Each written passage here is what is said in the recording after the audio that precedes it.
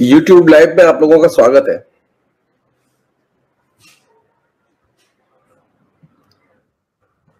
आज हम लोगों ने जो बातचीत का विषय रखा है, महात्मा गांधी का पुनर्पाठ करते समय, वो आपके सामने है।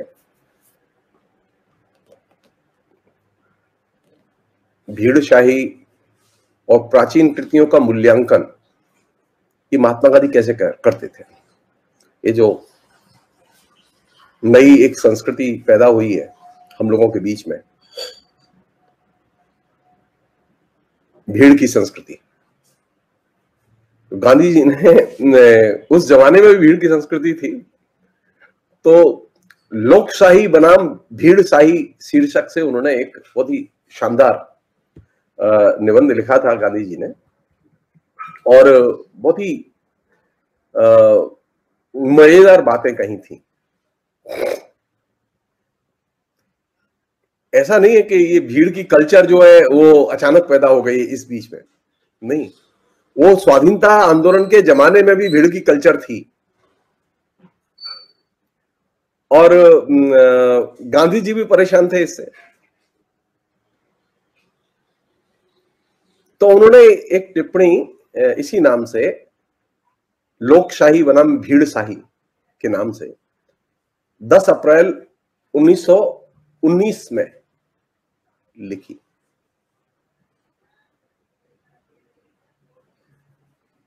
और उसमें जो ओपनिंग लाइन थी उस निबंध की, वो बहुत ही शानदार थी और वो आज भी रिलेवेंट है। इसलिए मुझे लगा कि ये पहलू उठाया जाना चाहिए। गांधी जी कहते हैं कि हम में भीड़ के शासन प्रवाह में बह जाने की प्रवृत्ति बहुत अधिक है। भीड़ के शासन प्रवाह में,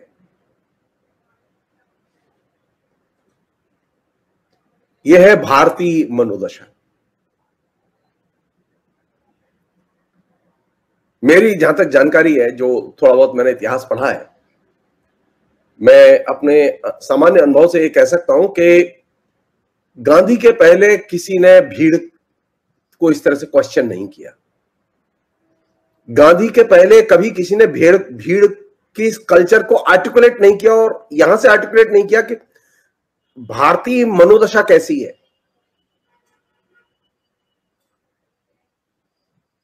आप ये भी कह सकते हैं कि इस भीड़ की कल्चर को हमारे नेता पहचानते रहे हैं।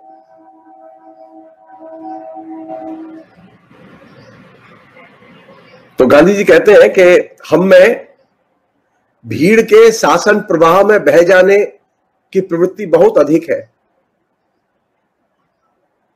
10 अप्रैल 1919 को अमृतसर में भीड़ का ही शासन था, और यह दुर्भाग्यपूर्ण दिन अहमदाबाद में भी भीड़ के ही शासन के रूप में प्रकट हुआ। यह शासन, भीड़ का शासन, यह शासन अनुशासनहीन विध्वंस लीला के रूप में प्रकट हुआ, और इसलिए वह विवेक शून्य, लाभ रहित, दुष्टतापूर्ण और हानिकर था। मैंने भीड़ की साइकोलॉजी पर अनेक दर्जनों किताबें पढ़ी हैं, लेकिन इतनी सरल और इतनी सुचिंतित व्याख्या भीड़ के शासन की और भीड़ के तंत्र की जो गांधी जी ने की, और इतने कम शब्दों में की। भीड़ कैसी होती है?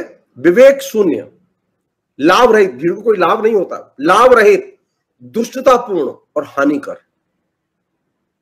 तो जो लोग भीड़ के तौर पर जनता को कन्वर्ट कर रहे हैं और भीड़ के तौर पर जनता का इस्तेमाल कर रहे हैं,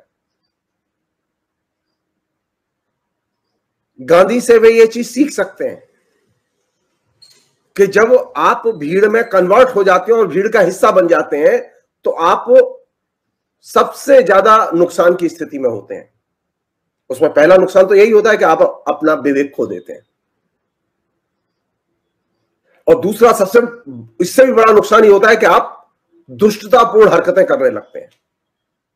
तो अभी जो भीड़ की कल्चर, जिसमें कि अभी फेसबुक, ट्विटर, तमाम किस्म सोशल मीडिया और मॉब वायलेंस और दूसरी चीजें, दंगे के रूप में वो चीजें, लूटपाट हत्या के रूप में वो चीजें, एक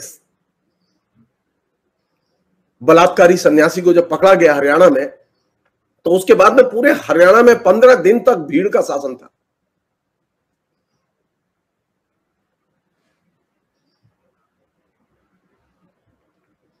तो भीड़ की कल्चर जो है वो अनुशासनहीन विध्वंस लीला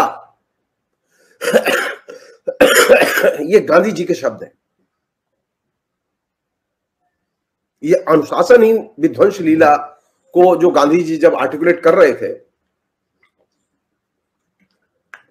तो गांधी जी बड़े सुंदर ढंग से एक और बात कहते हैं। ये जो भीड़ की जो कल्चर है, वो भीड़ की कल्चर कहीं ना कहीं युद्ध की कल्चर से भी जोड़ती है और युद्ध की मानसिकता से भी जोड़ती है।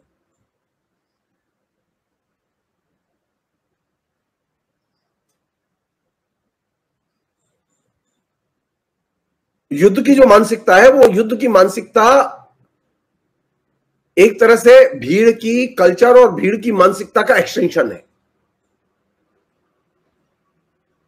गांधी कहते हैं अपने उसी लेख में, युद्ध योजनाबद्ध विध्वंस है। भीड़ में स्पॉन्टेनियस और प्लान तरीके से होता है, लेकिन स्पॉन्टेनियस दिखाई देता है। वो युद्ध योजनाबद्ध विध्वंस है और इसमें जितना रक्तपात होता है, उतना रक्तपात आज तक किसी भीड़ ने नहीं किया होगा। किंतु हम युद्ध की चाहना करते हैं, क्योंकि कुछ युद्धों के जो अस्थायी किंतु चमत्कृत कर देने वाले परिणाम निकले हैं, उनको देखकर हम धोखे में आ गए हैं। इसलिए अगर भारत को हिंसा द्वारा स्वतंत्रता प्राप्त करनी है, तो वह अनुशासित और प्रतिष्ठित हिंसा अर्थात युद्ध के द्वारा ही प्राप्त करनी होगी। उस हालत में यह भीड़ शाही नहीं, लोकशाही का काम माना जाएगा। अगर देश की आजादी के लिए हिंसा करनी पड़े, स्वतंत्रता प्राप्ति के लिए हिंसा करनी पड़े, तो अनुशासित हिंसा को गांधी ने एक जरूरी और लोकशाही के पक्ष में की गई कार्रवाई बताया।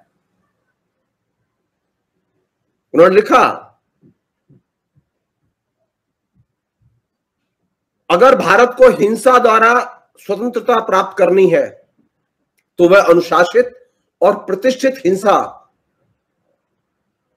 अर्थात युद्ध के द्वारा ही प्राप्त करनी होगी। उस हालत में यह भीड़ शाही नहीं, लोकशाही का काम माना जाएगा।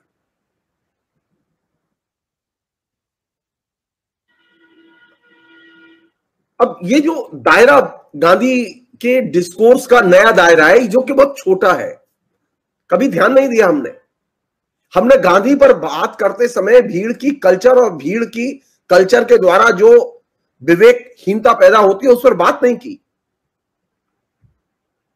गांधी पर बात की हमने, खूब बातें की गांधी पर, लेकिन भीड़शाही पर बात नहीं की। हमने गांधी पर बात की और गांधी के बारे में यह सिद्ध किया, गांधी किसी भी किस्म के वायलेंस के खिलाफ थे, लेकिन गांधी इसके पक्ष में थे कि अगर देश को आजाद कराने के लिए, स्वतंत्रता के लिए अगर संगठित सुनियोजित युद्ध भी करना पड़े और उसके लिए हिंसा करनी पड़े, तो वह भी की जानी चाहिए।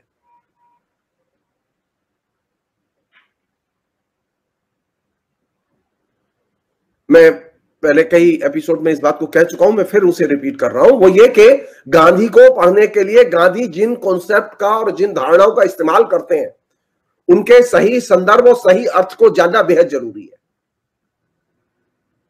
हमारे यहां जो भारत में परंपरा है, खासतौर पर जो पॉपुलर रीडर और वक्ताओं की जो परंपरा है, वो है शब्दों को पकड़ के झूलने की।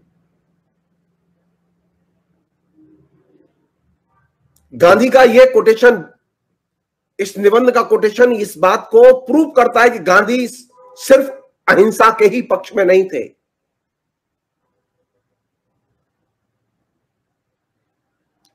बल्कि अगर स्वतंत्रता के लिए हिंसा जरूरी है तो वो अनुशासित ढंग से युद्ध चला के स्वतंत्रता हासिल की जाए, उसके भी पक्ष में थे। तो गांधी का पुनर्पाठ कहां से शुरू होगा? गांधी पर जो बने हुए मिथ है उन्हें तोड़कर शुरू होगा, या उन मिथों को ही और गहरा बना के शुरू होगा? गांधी का नया पाठ तैयार होगा तब जब गांधी पर जो बनाए हुए मिथ है वो मिथ तोड़े जाए। ये मिथ है कि गांधी हिंसा के पक्ष में नहीं थे। जी नहीं, स्वतंत्रता के लिए अगर जरूरी है हिंसा तो वे युद्ध तक जाने के लिए तैयार थे।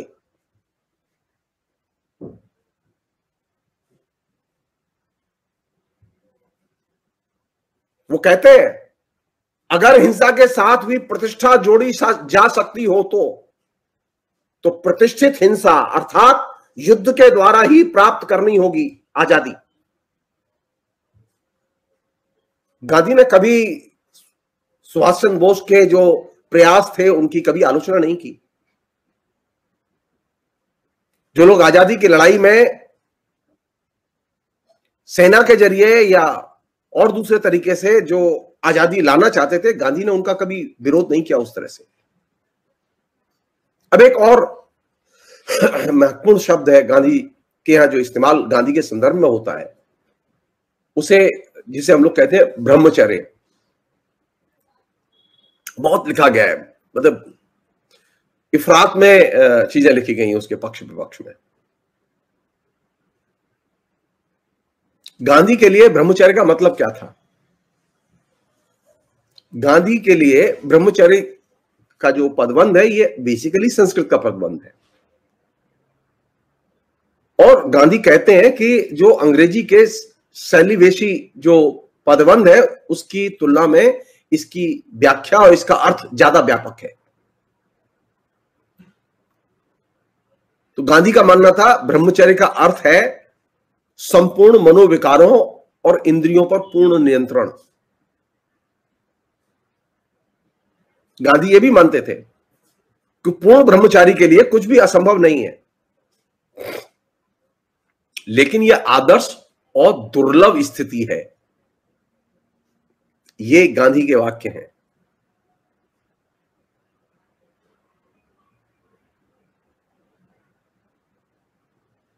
ब्रह्मचर्य होना तो चाहिए, ब्रह्मचर्य का लक्ष्य संपूर्ण मनोविकारों और इंद्रियों पर पूर्ण नियंत्रण है, यह भी बात सही है। लेकिन गांधी कहते हैं कि यह आदर्श और दुर्लभ स्थिति है, ये कॉमन फिनोमेना नहीं है कि आप इसे कॉमन कल्चर के तौर पर विकसित नहीं कर सकते, ये दिक्कत है। लेकिन हमने प्रोपेगेट किया गांधी जी ब्रह्मचर्य के पक्ष में थे। गांधी जी ब्रह्मचर्य की बात करते थे, लेकिन वो साफ कहते थे कि आदर्श और दुर्लभ स्थिति है। एक अन्य चीज थी जिसको कि गांधी जी ने रेखांकित किया इसी प्रसंग में।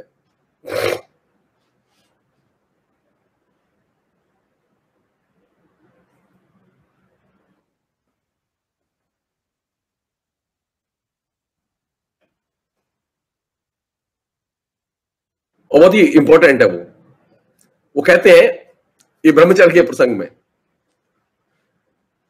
लेकिन यह सब कहने का, यानी ब्रह्मचर्य की जो परिभाषा वो देते हैं उसको डिटेल्स में बताने के बाद वो कहते हैं, लेकिन यह सब कहने का मेरा उद्देश्य तो सिर्फ इतना ही है कि राष्ट्र के विकास की वर्तमान स्थिति में ब्रह्मचर्य एक अस्थायी आवश्यकता के रूप में पालन किया जाना चाहिए। अस्थायी, नॉट स्थायी। तो गांधी के यहां ब्रह्मचर्य जो है वो एक परमानेंट फीचर नहीं था, बल्कि उस दौर के लिहाज से, आंदोलन के लिहाज से, आंदोलनकारियों के लिहाज से वो एक अस्थायी चीज थी।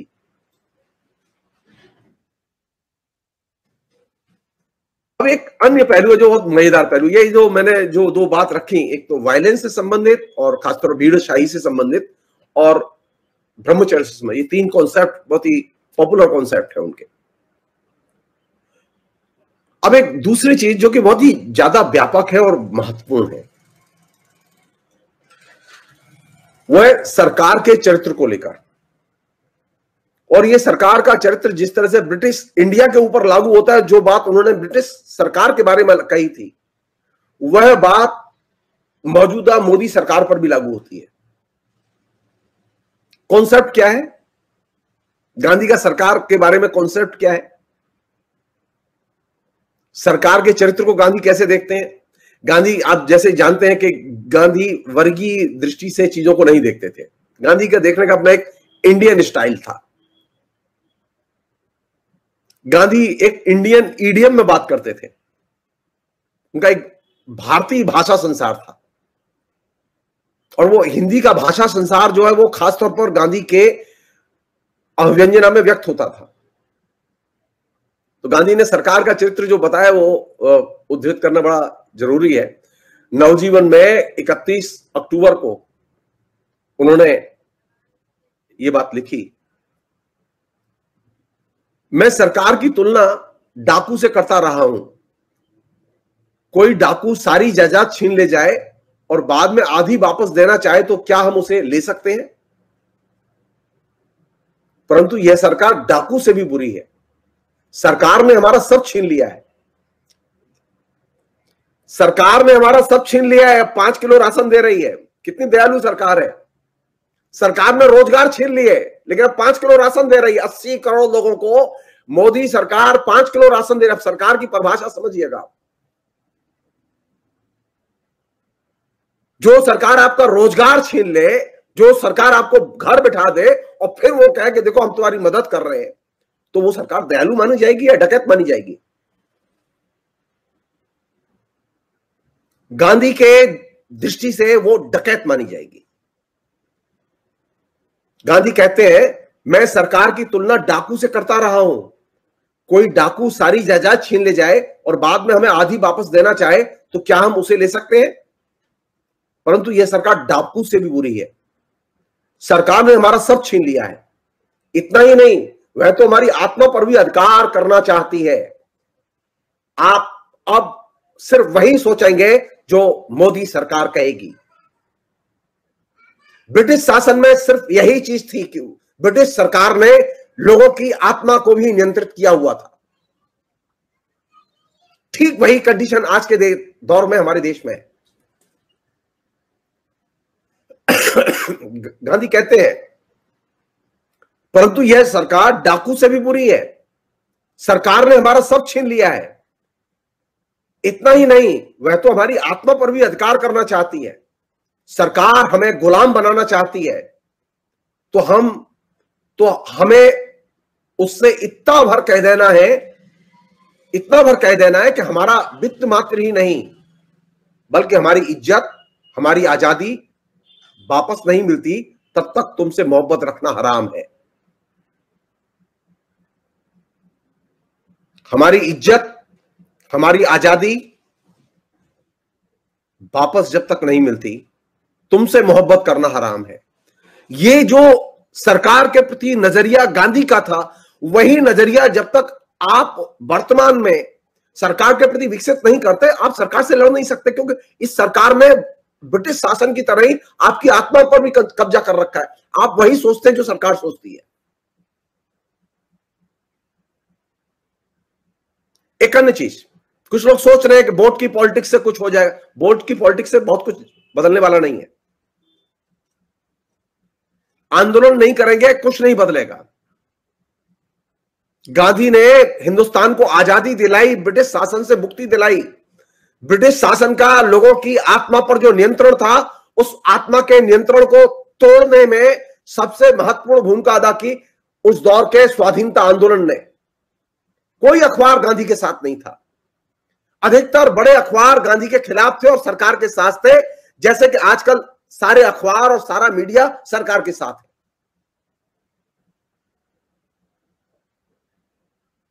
आप आंदोलन करिए, चुनौती दीजिए, गांधी को सार्थक कीजिए। गांधी कहते हैं, कोट, आत्मसंयम, अनुशासन और बलिदान के बिना राहत या मुक्ति की आशा नहीं की जा सकती। जो लोग सोच रहे हो कि जो सरकार डकैत की तरह जनता से पेश आ रही हो, उस सरकार से आपको मुक्ति वोट डालने से मिल जाएगी, आप गलतफहमी के शिकार हैं। जब तक आप सेक्रीफाइस के लिए तैयार नहीं करेंगे अपने को, आंदोलन नहीं करेंगे इसके खिलाफ। गांधी जी अनुशासन पर बहुत बल देते थे। वो कहते थे कि अनुशासनहीन बलिदान से भी काम नहीं चलेगा। ऐसे भी बलिदानी है ना जो अनुशासन नहीं मानते। बोले नहीं, गांधी इसको एक्सेप्ट नहीं करते थे। सवाल है खून में समाई हुई अनुशासनहीनता को अनुशासन में कैसे परिवर्तित करें। हिंदुस्तानी समाज में अनुशासनहीनता खून में समाई हुई है, उसे अनुशासन में परिवर्तित करने की सबसे बड़ी चुनौती है जन आंदोलनों की। गांधी कहते हैं अंग्रेजी संगीनों का डर या उनका पाखंड हम में अनुशासन उत्पन्न नहीं कर सकता। अब अनुशासन कैसे होगा? जनता के प्रति लगाव, आत्मानुशासन और आत्मसंयम के जरिए।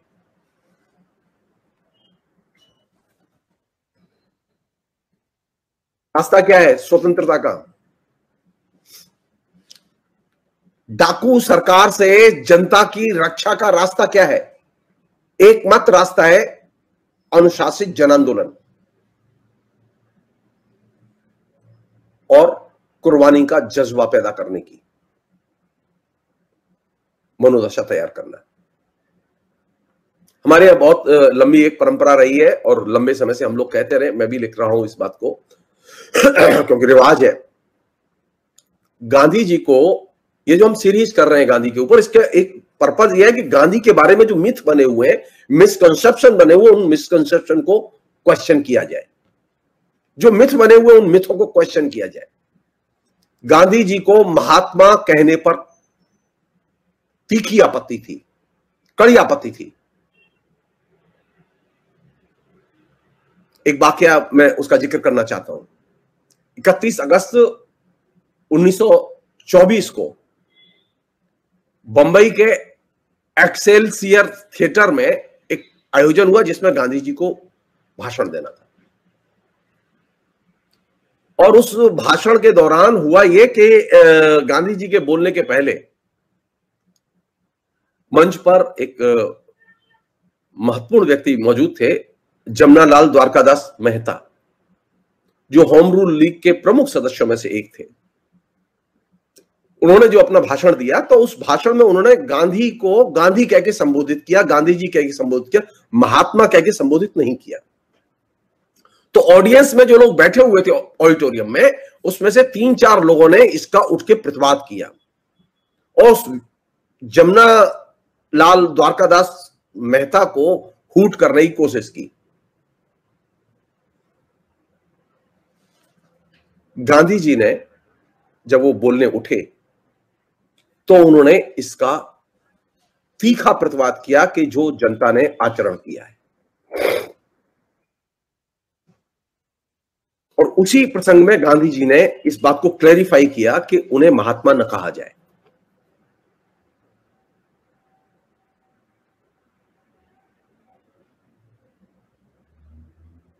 उसी भाषण में गांधी ने एक बहुत इंपॉर्टेंट बात कही।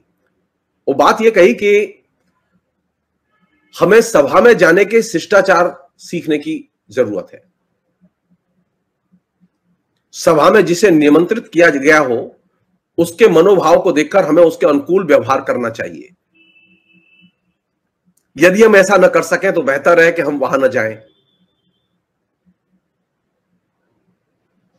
सभा का शिष्टाचार गांधी से सीखो। अब मैं उस महत्वपूर्ण पदबंध की ओर आ रहा हूं, जो कि पदबंध पूरे देश में जनप्रिय है। महात्मा गांधी का नाम महात्मा। गांधी जी कहते थे कि या तो गांधी कहो मुझे या गांधी जी कहो, महात्मा गांधी न कहो। उन्होंने खुद कहा है अपने उस भाषण में। महात्मा के नाम पर अनेक वाहियात काम हुए हैं। जब ये गांधी जी ये बात कह रहे हैं तो उस समय भी स्थिति ये थी कि हिंदुस्तान में ऐसे ठग थे, बेईमान लोग थे जो महात्मा गांधी के नाम पर चंदे वसूल करते थे और दूसरी तरह की उगाही करते थे। और गांधी जी ने इनकी अपने अनेक लेखों में चर्चा की है और आलोचना भी की है। तो गांधी जी ने अपने भाषण में कहा कि महात्मा के नाम पर अनेक वाहियात काम हुए हैं, मुझे महात्मा शब्द में से दुर्गंध आती है। फिर जब कोई इस बात का इसरार करता है कि मेरे लिए महात्मा शब्द का ही प्रयोग किया जाए, तब मुझे असह्य पीड़ा होती है और मुझे जीवित रहना अच्छा नहीं लगता। यदि मैं यह न जानता होता कि मैं ज्यों ज्यों महात्मा शब्द का प्रयोग न करने की पर जोर देता हूं, त्यों त्यों उसका प्रयोग अधिकाधिक होता है, तो मैं जरूर लोगों से स्पष्ट ना कह देता। आश्रम में जहां मैं जीवन यापन करता हूं, बच्चों, स्त्रियों और पुरुषों सभी को आज्ञा है कि वे महात्मा शब्द का प्रयोग न करें। महात्मा गांधी जिस आश्रम में रहते थे, वहां कोई भी व्यक्ति महात्मा गांधी को महात्मा गांधी कह के पुकारता नहीं था। महात्मा शब्द का, पदबंध का उनके नाम के साथ इस्तेमाल नहीं करता था, क्योंकि वहां आदेश था इस तरह का। आश्रम में जहां मैं जीवन यापन करता हूं, बच्चों, स्त्रियों और पुरुषों सभी को आज्ञा है कि वे महात्मा शब्द का प्रयोग न करें। किसी को पत्र लिखें तो भी मेरा उल्लेख महात्मा शब्द से न करें, सिर्फ गांधी या गांधी जी कहा करें। किसी को पत्र लिखें तो भी मेरा उल्लेख महात्मा शब्द से न करें, सिर्फ गांधी या गांधी जी कहा करें। आगे वो कहते हैं, जितने मनुष्य उतने मत हुआ करते हैं। यदि हम एक दूसरे के विचारों को बर्दाश्त न करेंगे, जैसा कि जमुनादास जी ने कहा, उनको महात्मा शब्द का प्रयोग नहीं किया, उन्होंने कुछ बातें अपनी रखी वहां जो गांधी के विचारों से मेल नहीं खाती थी। आज भी यह होता है कि जो हमारे विचार जिनसे नहीं मिलते, हम मेल नहीं खाते, तो हम क्या करें? यूएपीए में बंद कर दें उनको, जैसा कभी रिवाज चल निकला है। गांधी जी कहते हैं, जितने मनुष्य उतने मत हुआ करते हैं। यदि हम एक दूसरे के विचारों को बर्दाश्त न करेंगे तो काम कैसे चल सकता है? आज हिंदू मुसलमान को सहन नहीं कर सकते, मुसलमान को सहन नहीं कर सकते, और मुसलमान हिंदुओं को सहन नहीं कर सकते, और मंदिरों को तोड़ते हैं। यदि दोनों सहिष्णुता का पाठ सीख लें तो तमाम झगड़े बंद हो जाए।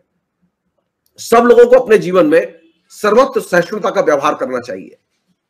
इसी में आगे उन्होंने कहा है, आप मुझे महात्मा मानते हैं, इसका कारण न तो मेरा सत्य है और न मेरी अहिंसा वृत्ति, बल्कि इसका कारण दीन दुखियों के प्रति मेरा अगाध प्रेम है। चाहे कुछ भी हो जाए, मैं इन फटेहाल नरकंकालों को नहीं भूल सकता, नहीं छोड़ सकता। यानी महात्मा गांधी अपनी आस्थाएं और अपने नाम के साथ जुड़ा हुआ जो पूरा का पूरा पाखंड था, उसको एकदम स्वयं क्वेश्चन करते हैं। मेरा एक छोटा सवाल है, महात्मा गांधी ने जब स्वयं अपने पद नाम के साथ में महात्मा पदबंध के इस्तेमाल की मनाही की, तो फिर ये गांधीवादी लोग महात्मा गांधी करके उनके महात्मा पदबंध का इस्तेमाल क्यों करते रहे? भारत सरकार क्यों इस्तेमाल करती रही? ये उनका दिया हुआ भाषण है जो मैंने आपके सामने उद्धृत किया है।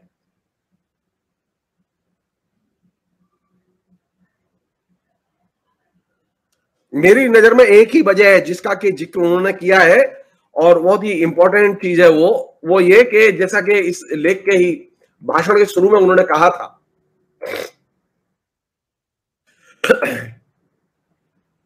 महात्मा के नाम पर अनेक वाहियात काम हुए हैं।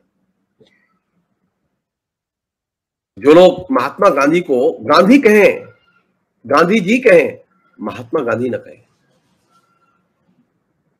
अब एक अन्य पहलू, बहुत ही इंटरेस्टिंग पहलू है वो पहलू यह है कि महात्मा गांधी जब जेल गए तो जेल में उनको पढ़ने का मौका मिला। उन्होंने बहुत सारी चीजें पढ़ी, सैकड़ों किताबें पढ़ी। जो किताबें पढ़ी उनका उन्होंने जिक्र किया, उन पर लिखा है। और ये उन्होंने जेल के अनुभव के नाम पर जो सीरीज यंग इंडिया में लिखी, उसमें वो अवेलेबल है। इसमें वो एक प्रवृत्ति की ओर ध्यान खींचते हैं, जो कि प्रवृत्ति बहुत जरूरी है, समझनी बहुत जरूरी है। मनुष्य बनने के लिए किस तरह से रीडिंग हैबिट, पढ़ने की आदत विकसित करने की जरूरत है, इस पर वो फोकस करते हैं।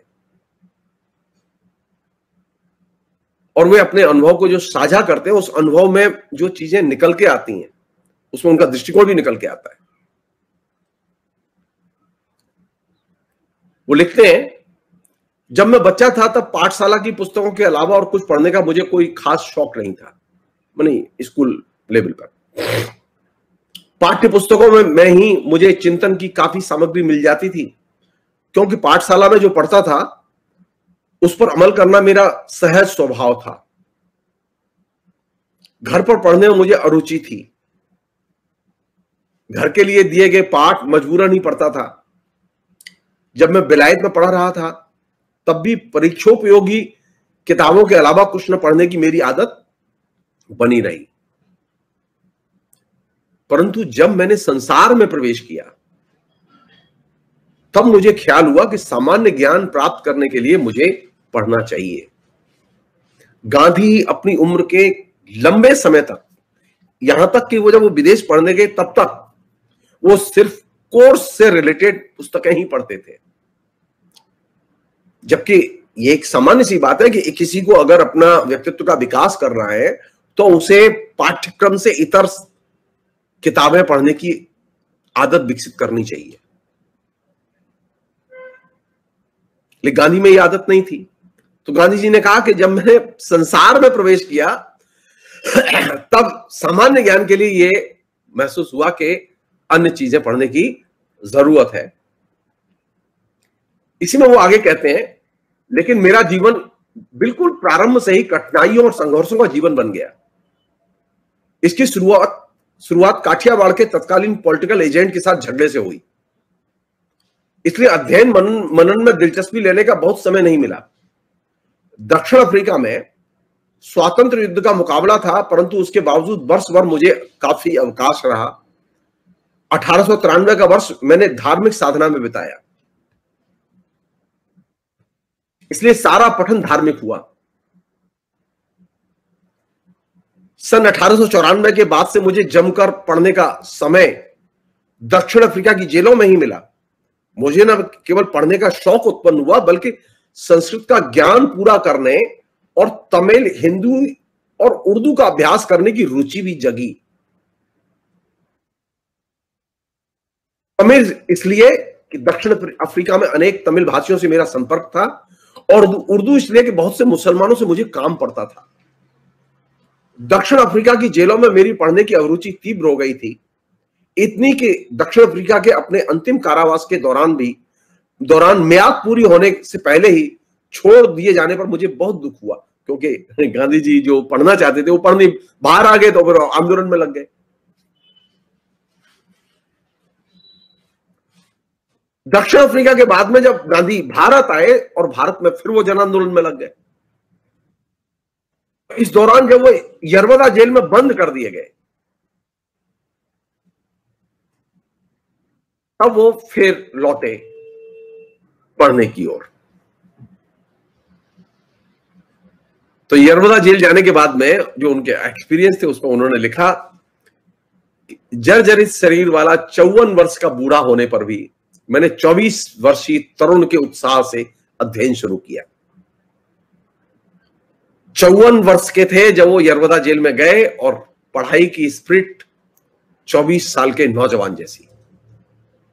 मैं अपने समय के एक एक क्षण का उपयोग करता था और आशा करता था कि छूटूंगा तब तक उर्दू और तमिल का खासा पंडित बन जाऊंगा और संस्कृत का भी अच्छा ज्ञान प्राप्त कर लूंगा। मैं अवश्य ही संस्कृत के मूल ग्रंथ पढ़ने की योग्यता प्राप्त कर लेने की अपनी कामना पूरी कर लेता, परंतु ऐसा होना बदा नहीं था।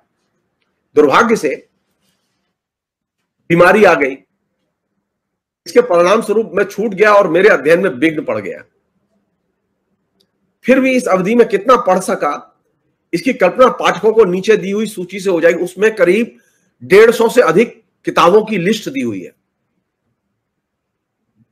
जो गांधी जी ने जेल में पढ़ी, और एक बड़ी महत्वपूर्ण किताब है। और इन सूची देने के साथ ही गांधी जी ने कुछ महत्वपूर्ण किताबों के बारे में अपनी टिप्पणी भी की है, जो बहुत ही मूल्यवान टिप्पणी है। उससे गांधी जी के नजरिए को समझने में मदद मिलती है।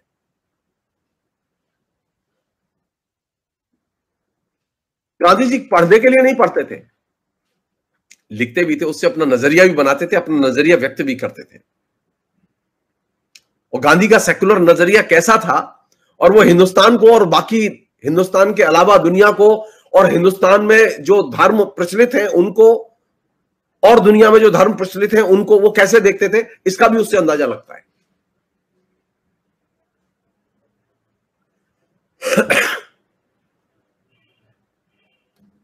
इसमें सबसे जो इंटरेस्टिंग चीज है, अब मैं वहां से शुरू कर रहा हूं। मैं वो इंटरेस्टिंग चीज ये है कि गांधी जी के कुछ ईसाई दोस्त थे जो उन्हें खूब किताबें भेजते रहते थे ईसाइयत और ईसाइयत के उपदेशों की,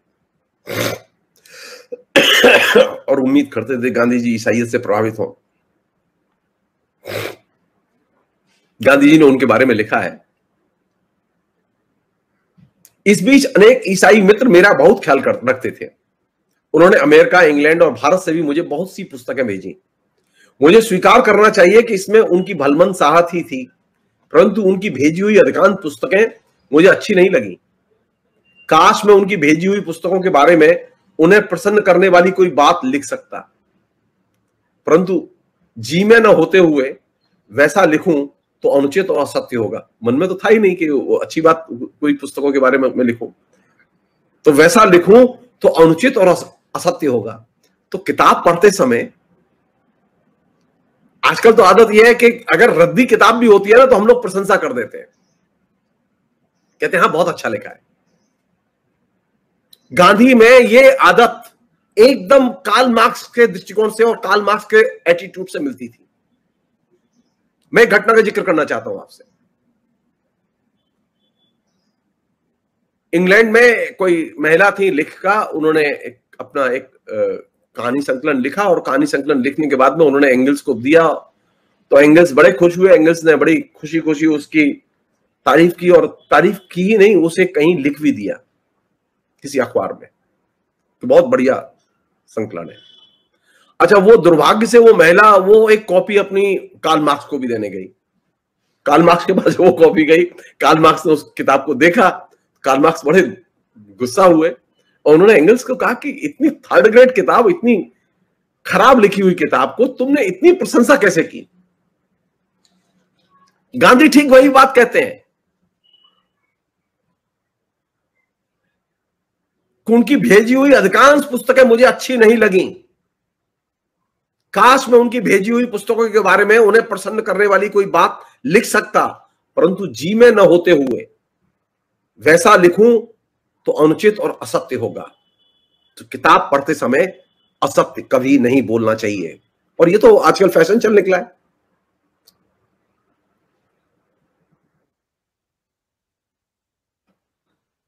आगे लिखते हैं वो, क्योंकि ईसाइयत से जुड़ी हुई और ईसाई धर्म से जुड़ी हुई किताबें भेजी गई थी उनकी गांधी जी के पास में, वो पढ़ रहे थे। तो उन्होंने कहा ईसाई धर्म के बारे में कट्टरपंथी ईसाइयों की लिखी हुई पुस्तकों से मुझे संतोष नहीं होता। ईसा मसीह के जीवन के बारे में मेरे मन में आदर, अत्यंत आदर है। उनकी नीति विषयक शिक्षा, उनका व्यावहारिक ज्ञान, उनका बलिदान, उन सबके प्रति मेरे मन में बड़ी श्रद्धा है। परंतु ईसाई धर्म पुस्तकों में जो उपदेश दिया गया है कि ईसा सर्व स्वीकृत अर्थ में ईश्वर के अवतार थे या हैं, अथवा वे ईश्वर के एकमात्र पुत्र थे अथवा हैं, इसे मैं स्वीकार नहीं करता। दूसरे का पुण्य भोगने का सिद्धांत मैं स्वीकार नहीं करता। ईसा का बलिदान एक नमूना है और हम सबके लिए आदर्श स्वरूप है। हम सबको मोक्ष के लिए डबल कोमा में सूली पर चढ़ना है, आत्म बलिदान करना है। पुत्र कोमा में पिता, पवित्र आत्मा, ये सब सिंगल कोमा में। बाइबल के इन शब्दों का केवल वाच्यार्थ करने से मैं इनकार करता हूं। इन सब में रूपक है। बाइबल के ये जो कैरेक्टर्स हैं, ईसा मसीह, पिता, पुत्र, पवित्र आत्मा, ये तमाम किस्म के जो है, ये क्या है? बाइबल में ये क्या चीजें हैं? रूपक। इसी प्रकार गिरी शिखर के उपदेश, सरमन ऑन द माउंट को जिन मर्यादाओं में बांधने का प्रयत्न किया जाता है, उन्हें भी मैं स्वीकार नहीं करता। न्यू टेस्टामेंट में मुझे युद्ध का कहीं समर्थन नहीं मिलता। ईसा मसीह को मैं संसार में जितने उपदेशक और पैगंबर हो गए हैं, उनमें सबसे यशस्वी पुरुषों में गिनता हूं। कहने की जरूरत नहीं कि बाइबल को मैं ईसा के जीवन और उपदेश का ऐसा विवरण नहीं मानता जिसमें भूल ना हो। इसी प्रकार मैं यह भी नहीं मानता कि न्यू टेस्टामेंट का एक एक शब्द ईश्वर का अपना शब्द है। नए तथा पुराने टेस्टामेंटों में एक महत्वपूर्ण अंतर है। पुराने में कुछ गहन सत्य है, परंतु नए को जितना आदर देता हूं उतना पुराने को नहीं। नए को मैं पुराने के उपदेशों का विस्तृत संस्करण और कुछ बातों में पुराने उपदेशों को त्याग देने वाला मानता हूं, लेकिन नए टेस्टामेंट को भी मैं ईश्वर का अंतिम शब्द नहीं मानता। विश्व में ये अंतिम पंक्तियां बहुत महत्वपूर्ण है। विश्व में जो विकास क्रम वस्तु मात्र पर लागू होता है, धार्मिक विचार भी उसी विकास क्रम के अधीन है। अनकोट।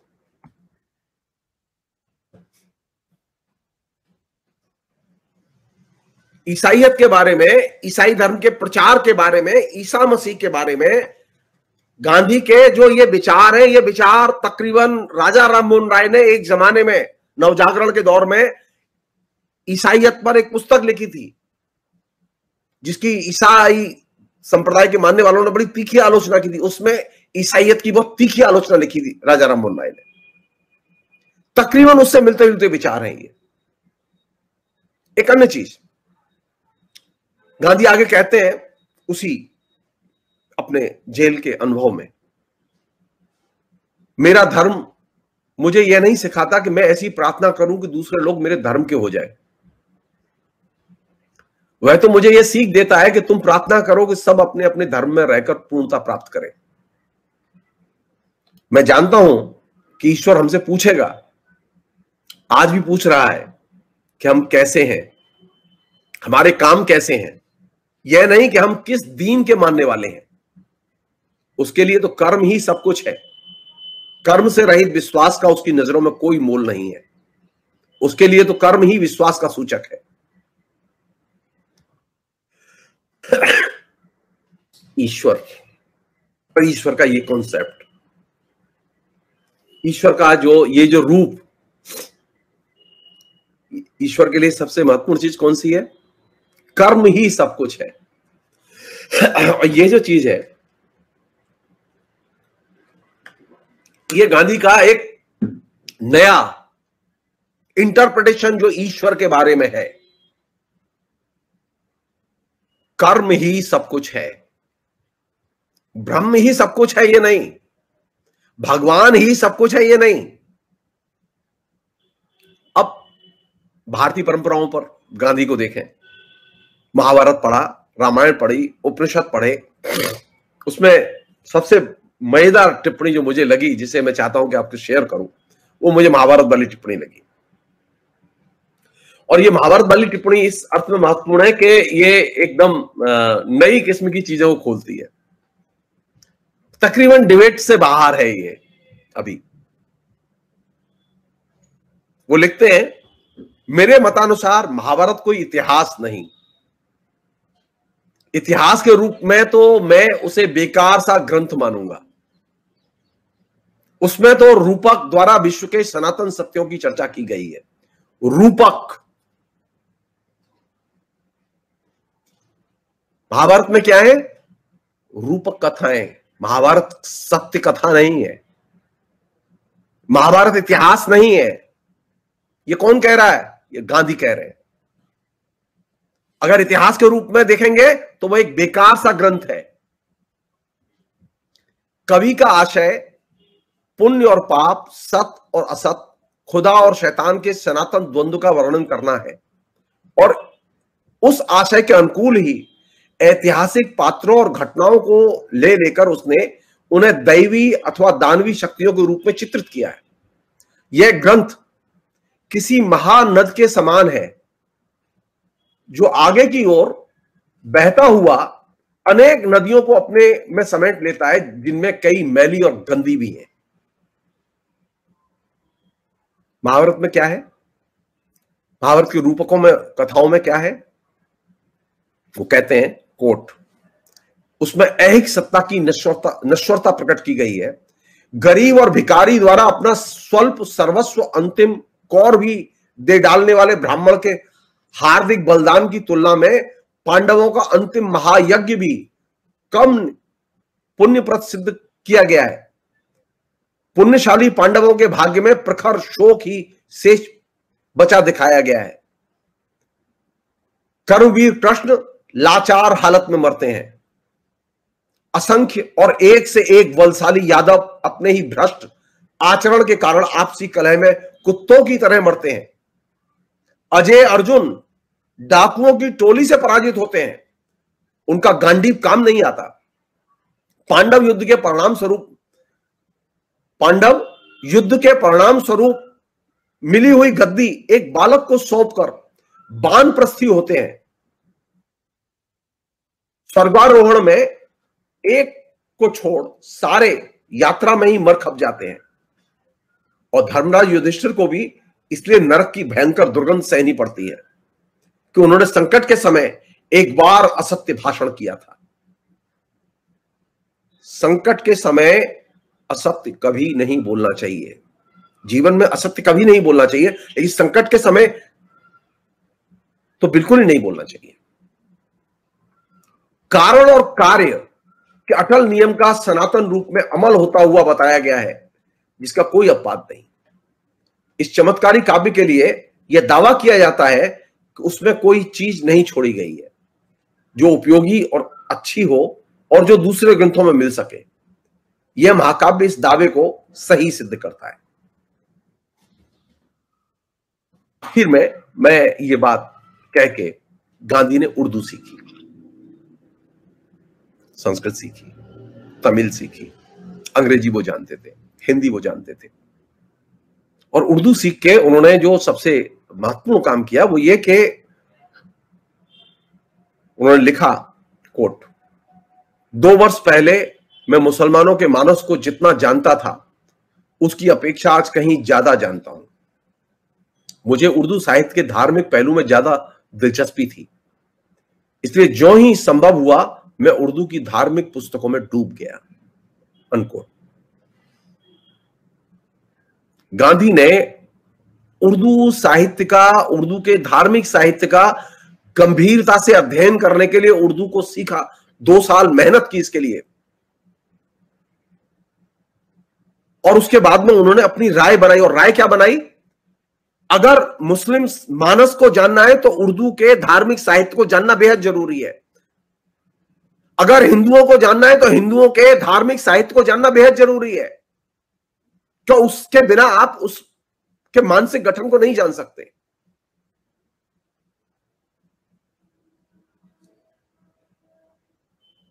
तो गांधी जब पुराने साहित्य पर लौटते हैं तो पहला काम क्या करते हैं? पहला काम यह करते हैं, मिथ भंजन का काम करते हैं। वो ईसा मसीह के बारे में जो मिथ बना हुआ है कि वो ईश्वर है, उसके मिथ को क्वेश्चन करते हैं। वो तमाम हिंदू देवी देवताओं के मिथों को भी क्वेश्चन करते हैं।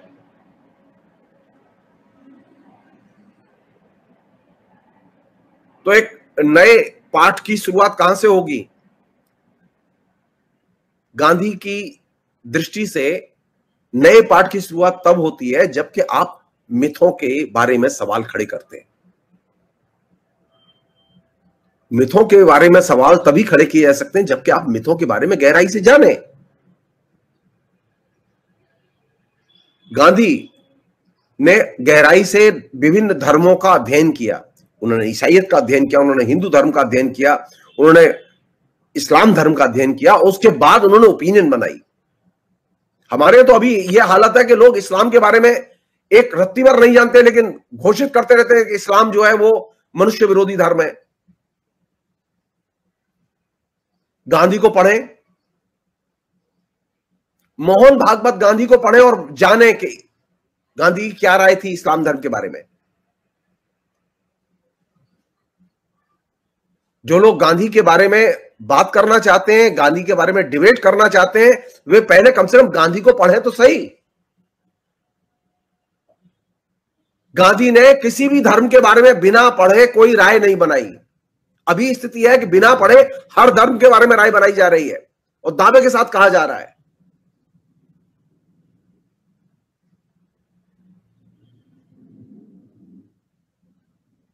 आज के लिए एक ही सबक, धर्मों के बारे में राय बिना पढ़े नहीं बनाई जानी चाहिए। धर्मों के बारे में जो शास्त्र लिखे गए उनको बुद्धि की कसौटी पर कसा जाना चाहिए, परखा जाना चाहिए। जो शास्त्र बुद्धि की कसौटी पर खरे नहीं उतरते उन्हें अस्वीकार करने की प्रवृत्ति विकसित की जानी चाहिए। गांधी ने अपने जेल के अनुभव के दौरान जो शास्त्र पढ़े उनके बारे में उन्होंने क्रिटिकली सबसे अच्छा लिखा। फिलहाल इतना ही। बहुत बहुत शुक्रिया। Thank you.